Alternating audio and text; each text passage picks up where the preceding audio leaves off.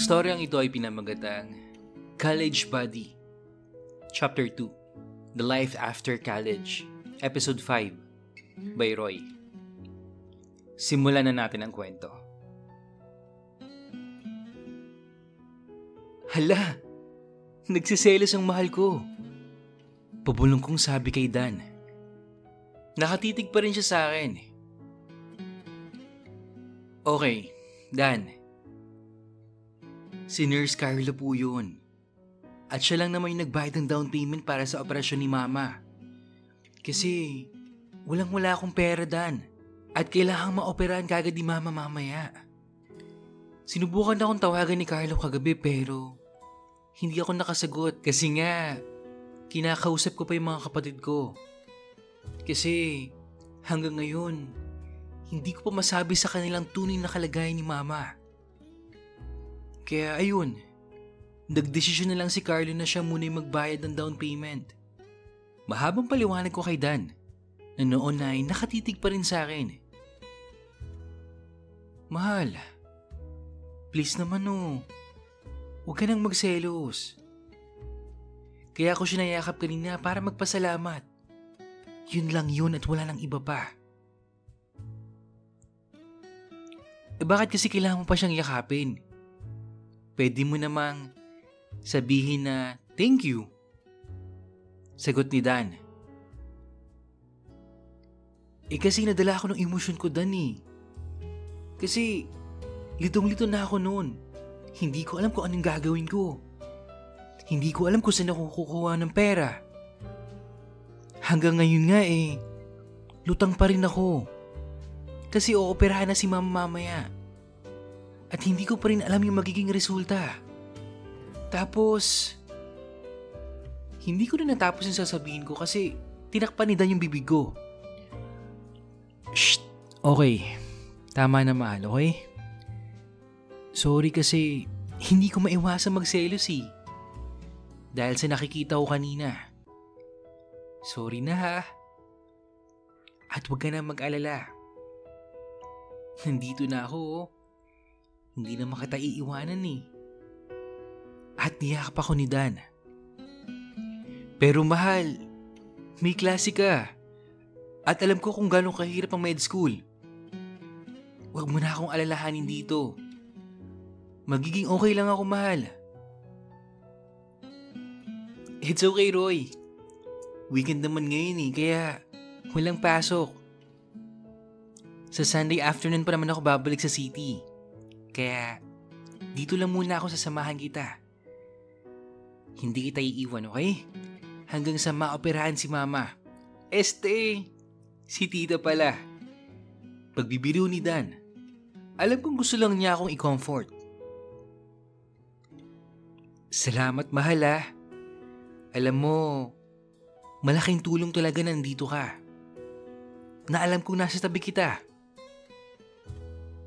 Thank you talaga.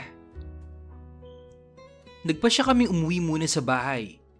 At babalik na lang mamaya para antayin matapos yung operasyon ni Mama. Magandang gabi po, kuya. Sabay bati ng dalawa kong kapatid kay Dan. Magandang gabi naman sa inyong dalawa. Kuya, kamusta? Kamusta si Mama? Kailan ba siya uuwi dito? Sunod-sunod na tanong ng bunso namin na si Leo. Nagkatinginan kami ni Dan. At sinagot ko naman si Leo. Bunso, okay lang si Mama. Babalik kami mamaya sa ospital kasi nakaschedule na yung ooperahan siya. Para gumaling na siya, okay? Kaya magdasal na lang tayo para naman gumaling na kagad si Mama. Pagpapaliwanag ko sa kapatid ko. Tumungo lamang ito nang marinig namin na tinatawag na kami ni Kokoy para kumain. Kumain kami ng hapunan namin na tahimik lang. Walang salita. At pagkatapos ay pumasok kami ni Dan sa kwarto habang nagliligpit yung dalawa kong kapatid. Humiga ako at banay na hinahapos ang buhok ni Dan. Hanggang sa makatulog na ako.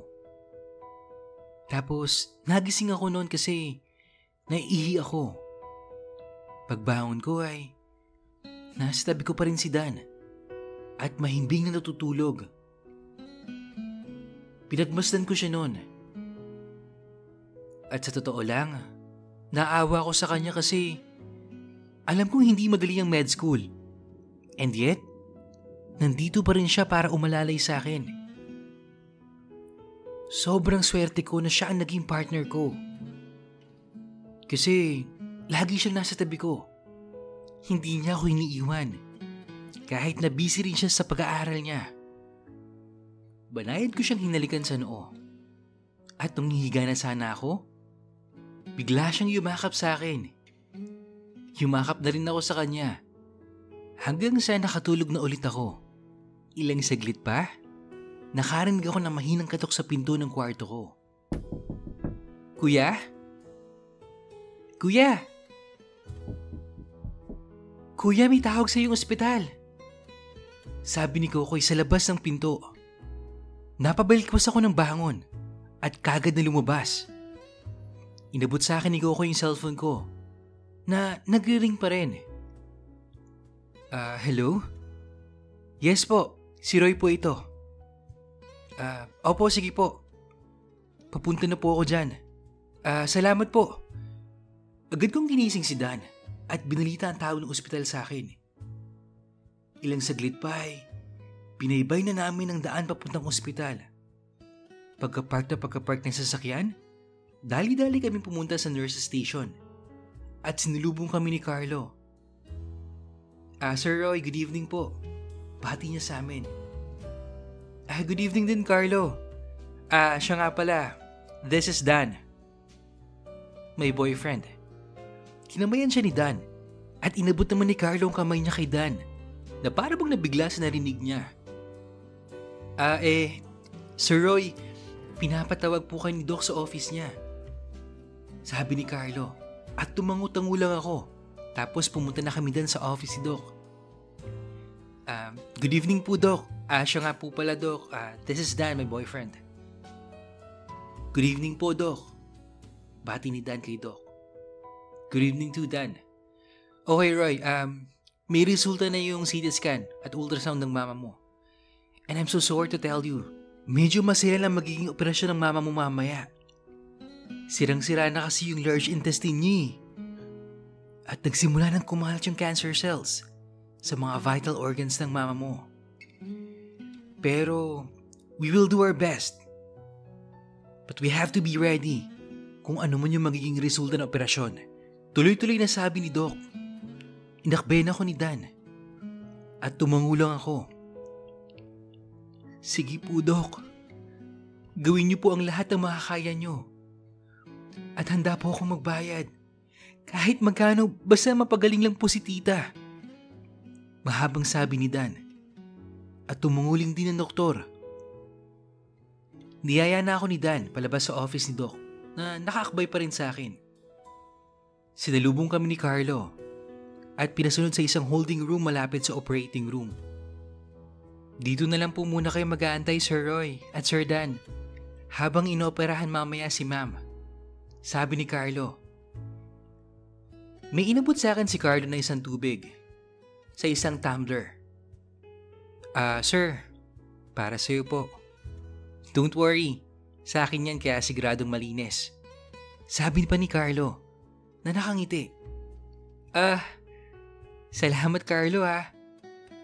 Walang anuman po Sir Roy. Sabihan mo lang ako kung may kailangan ka ha. Nandun lang ako sa may station ko. Salamat ulit Carlo. Sabi ko sa kanya. Tapos lumabas na siya ng room. Nakatingin na naman si Dan na para bang nakangisi ng bahagya. Hala, bakit ganyan ang ngiti mo, mahal ha? Pero hindi siya sumagot. Mahal, bakit nga ganyan ang ngisi mo? Pag-uusisa ako kay Dan. Ngising aso pa rin siya. Tapos nagsalita si Dan. Ang sweet nyo ah. Nakakainis na siya, mahal ah. I can sense something eh. Pagmamaktol ni Dan noon. Hala, Nagsiselos ka nga, mahal. Sabi ko kay Dan. Dan, wala kang dapat ipagselos. Kasi nga, tungkulin talaga ng mga nurse sa tumulong at magmalasakit. Magiging doktor ka rin in the future. At for sure, ganun din ang gagawin mo, di ba? Tuloy-tuloy kong sabi kay Dan.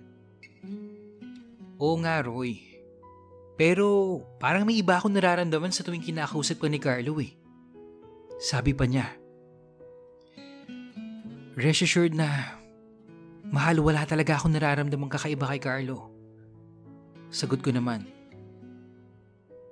Time check, 9 p.m. at nasa operating room na si Mama. Pumikit ako at sumandal sa dingding at napadasal ako. Inakbayan ako ni Dan. Tahimik lang kami habang iniintay ang operasyon ni Mama. Hindi ko alam kung nakatulog ako kasi naalimpungatan ako nang biglang may kumetok sa pinto. Sir Roy, si Carlo po ito. Binuksan ni Dan ang pinto. Sinabing pinapupunta daw kami ni Doc sa office niya. Dali-dali kaming lumabas ng room ni Dan at tinungo ang office ni Doc. Kumatok ako at minarinig kaming boses sa loob na nagsasabing, "Come in, bukas yan." Pumasok kami ni Dan at merong 5 doktor na nandun sa loob. You may sit down, Roy and Dan. Salamat, Doc. At sabay na kaming umupo ni Dan. Well, I would like to inform you na successful ang operation ng Mama mo, Roy. However, kailangan pa rin niya mag-radiation treatment at chemotherapy to prevent further spread of cancer cells sa katawan niya. Paliwanag ni Doc. In the meantime, sila ang team of doctors na nakatutok sa case ng Mama mo, acknowledging the 4 doctors inside the room, in which na binati ko rin silang 4. Baka bukas, dalhin na yung Mama mo sa recovery room at doon na siya magpapahinga. She's still sleeping right now. Pagpaliwanag pa ni Doc. Carlo will inform you kung pwede nang madalaw ang Mama mo. Sige po, Doc. At maraming salamat po sa mga tulong nyo. Lumabas na kami ni Dan, feeling relieved, and we decided to go home. Pero sabi ko kay Dan, punta muna tayo sa chapel. Nung nasa chapel na kami, this time, it's prayer of gratefulness ang namutawi sa mga labi namin for the success of the operation ni Mama. Salamat po, Lord. Salamat sa lahat. Yun lang ang nasabi ko. Dahil alam kong alam ng Diyos ang nasa loob ng puso ko. Hinawakan ni Dan ang kamay ko at tumingin siya sa akin. Ninitian ko siya at ngumiti din siya sa akin. Pinisil niya yung pisngi ko at halik naman sa labi ang sinagot ko sa kanya. Sabay kami napalingon sa altar at taimtim na nagpasalamat. Lumabas na kami ng simbahan tapos umuwi na. Nasa labas yung 2 kong kapatid at nang matanaw nila kami ay agad silang sumalubong. Sabay tanong na, "Mga kuya, kamusta po si Mama?" Tanong kagad ni Kokoy. Niyakap ko yung 2 kong kapatid. Sabay sabing, "Okay na yung operasyon ni Mama. At nagpapahinga na siya ngayon." Bulong ko sa 2. "Yes! Salamat po, Lord. Okay na si Mama." Bulalas ni Leo. "Oo, bunso. Maayos na si Mama pero magdadasal pa rin tayo para sa kanya, ha? Para sa mas mabilis pang paggaling niya." Tahimik lang si Kokoy.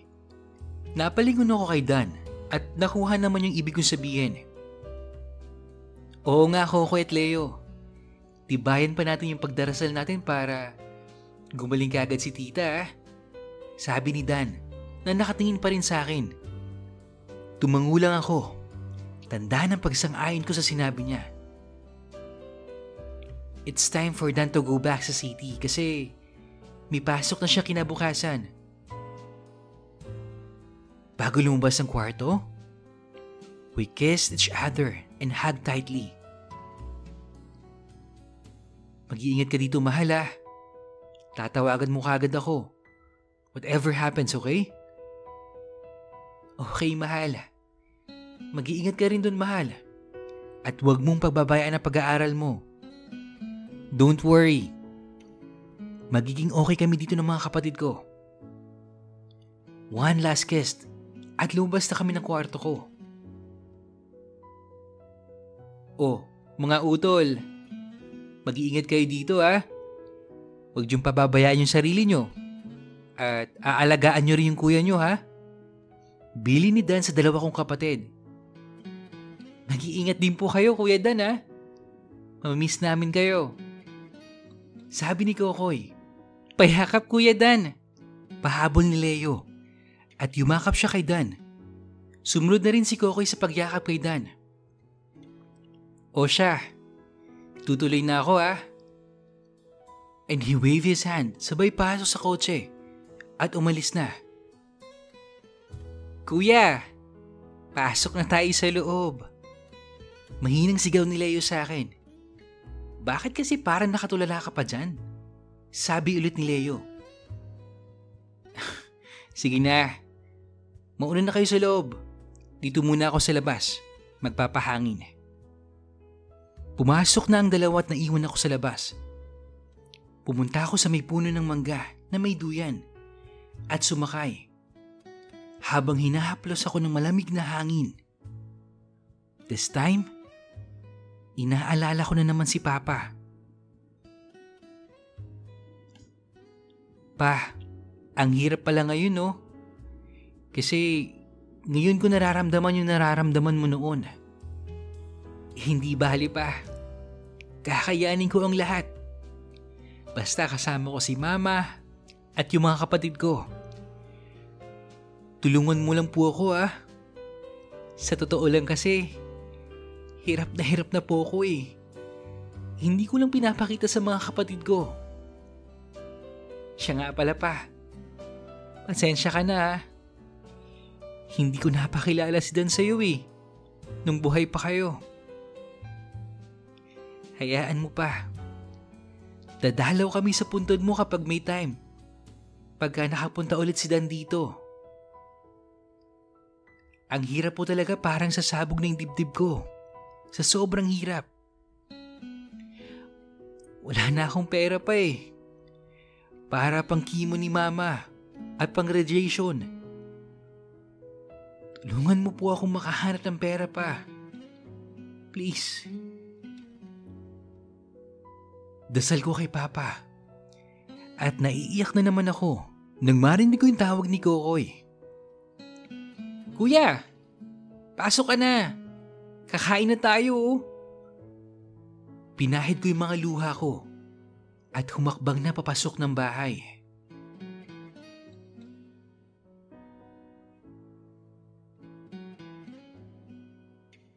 Okay, so thank God no, naging successful yung naging operation ng mama ni Roy. Sa totoo lang, sobrang saludo ko sa mga taong naging breadwinner ng pamilya eh. Alam ko, sobrang hirap eh, pero naniniwala ako na makakaya mong lahat ng pagsubok na darating sa buhay mo, Roy. Hindi naman ibibigay ng Diyos yan kung alam niyang hindi mo kakayanin eh. Sabi nga dun sa song, di ba? There's always a rainbow after the rain. Alam ko matatapos din ang lahat ng paghihirap at pagsubok mo. Nandito lang kami, Roy, lahat ng taga-subaybay ng story mo. Nakasuporta sa'yo. Kaya mo yan. At sa mga gusto pong mag-share ng personal experience nila, i-email nyo lang po yan sa email address natin sa imrensantiago@gmail.com. Yung email address, nasa description box lang yan guys. Yun lang at maraming salamat sa pakikinig. Hanggang sa muli.